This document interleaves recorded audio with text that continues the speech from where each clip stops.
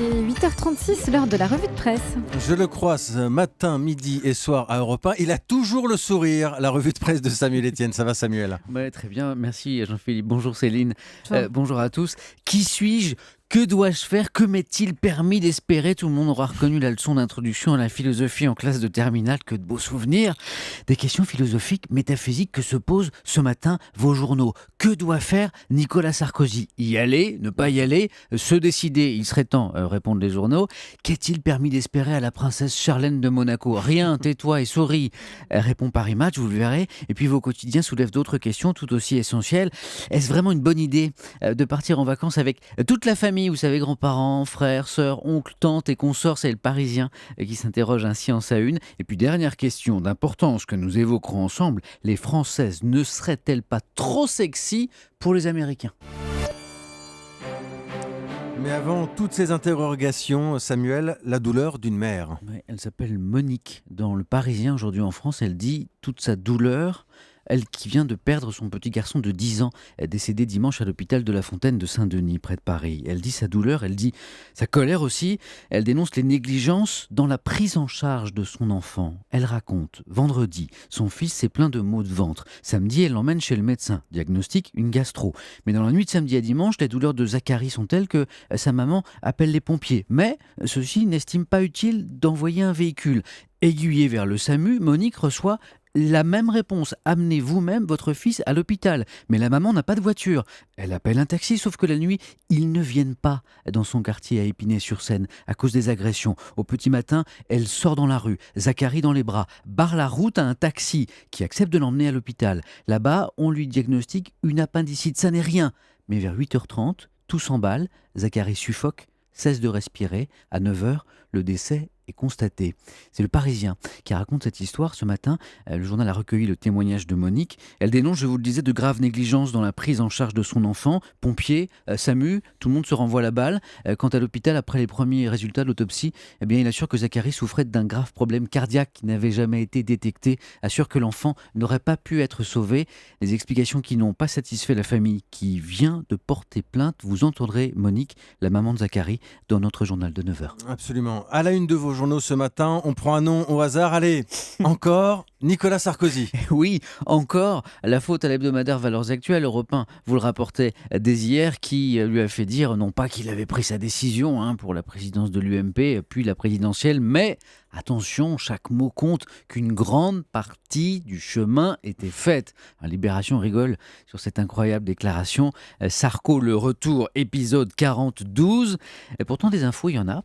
Dans Valeurs Actuelles, on y apprend notamment que l'été, Nicolas Sarkozy lit Romain Gary, mais sans doute manifestement pas assez. Je prends le Figaro, qui salue la mémoire de l'écrivain à l'occasion du centenaire de sa naissance, et je cite le romancier, célèbre notamment, vous le savez, pour avoir remporté un second Goncourt sous un nom d'emprunt. J'étais là de n'être que moi-même.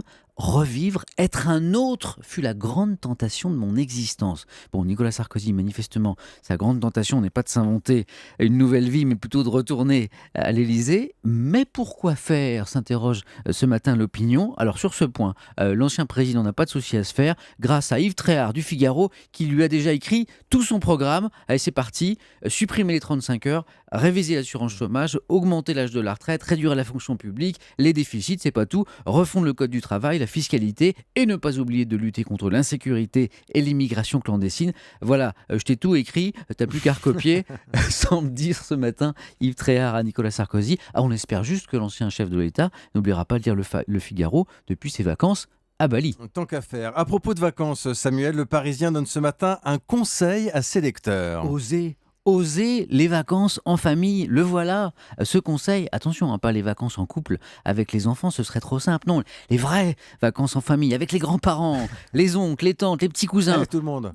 Oula, se disent peut-être certains qui nous écoutent ce matin, ce serait pas là une belle source de tension, de conflit, de fâcherie, cette idée? Eh bien non, répond le Parisien aujourd'hui en France, à condition de respecter quelques règles. Les voilà, ne pas tout faire ensemble, garder des moments pour soi, partager les frais, ne pas se mêler de l'éducation des enfants des autres. Et surtout, ne pas parler de politique, oubliez donc tout ce que je vous ai dit ce matin sur Nicolas Sarkozy. D'accord. Il y a une chose qu'on peut faire en famille malgré tout, c'est du sport, Samuel. Ouais, ça c'est une très bonne idée. C'est Paris Match qui consacre un dossier au sport, qui rend heureux, le sport qui serait même un avant-goût d'Éden tant il fait du bien au corps et au cerveau. Faisons tous du sport, donc nageons par exemple comme Nathalie Kosciusko-Morizet qui partage sa passion avec les lecteurs de Paris Match. Attention, hein, NKM, elle nage pas n'importe comment, je la cite, en mode je suis pas de la crotte, j'ai appris à nager dans les règles, sans à-coups ni mouvement inutile, je sais comment maîtriser mon souffle, respirer au bon moment, placer mes pieds légèrement à l'intérieur. Vous pensiez savoir nager? Oubliez, si vous ne placez pas vos pieds légèrement à l'intérieur, vous avez tout faux. Et puis un dernier mot de sport pour dire que l'ancienne championne de natation, justement, la princesse Charlène de Monaco, fait la une de la presse People cette semaine, rapport à sa grossesse. Ah, la vie rêvée de princesse, hein. Les balles, les robes, le prince charmant, si svelte et séduisant comme le prince Albert. Eh bien non, oubliez, la vraie vie de princesse la voici, résumée par Paris Match. Elle a appris à s'habiller, c'est fou, hein, je cite, à s'habiller, à sourire, à se taire, c'est-à-dire à tenir son rang, s'habiller, sourire, se taire. Me voilà bien content ce matin de ne pas être une princesse.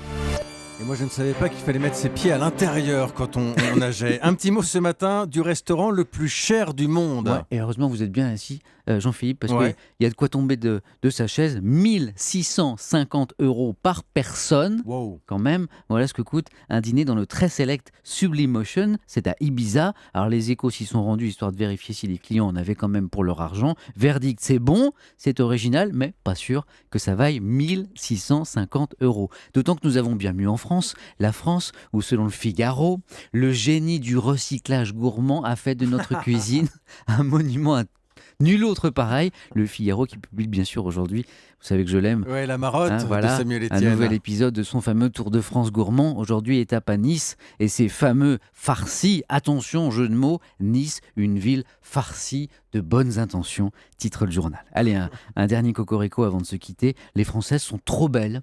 La jeune actrice Eva Green, la fille de Marlène Jobert notamment, est trop sexy pour l'Amérique. Ah bon? Elle a en effet vu l'affiche du film Sin City consacré à son personnage censuré aux États-Unis pour le galbe d'un sein un petit peu trop apparent. VSD qui consacre cette semaine un dossier aux autres bombes, comprenez les jolies filles françaises à surveiller en ce moment, ce qui nous amène à la citation du jour de l'ancienne Miss Météo de Canal+, Doria Tillier. Je préfère être jolie plutôt que moche. Je vous laisse prendre le temps, hein, à tête Je reposée préfère être joli plutôt que moche. Ouais, D'accord. je pense qu'il faut Ouais. réfléchir à cette pensée d'une profondeur que d'aucuns jugeront saisissante, hein, de Doria. Je préfère être jolie plutôt que moche. Mais nous, on s'en fiche, Samuel. On a Céline tous les matins en studio C'est avec vrai. nous. Le club de l'été, c'est ce soir à 20h. Samuel, on vous retrouve. Le programme aujourd'hui? Alors, mon invité, c'est un chef d'entreprise, mais une entreprise un peu particulière, puisque Grégory Dorcel est le numéro 1 européen du marché du X. Et puis, ma question très, très essentielle, les fous d'ultra sont-ils des fous? On reparle C'est quoi, de sport. l'ultra? L'ultra, en fait, ce sont les courses à pied format XXL, genre 70, 100, 200 km et au-delà, à côté desquels le marathon n'est qu'une promenade du dimanche. Parole de triathlète. Merci, Samuel Etienne. Bonne journée. Europe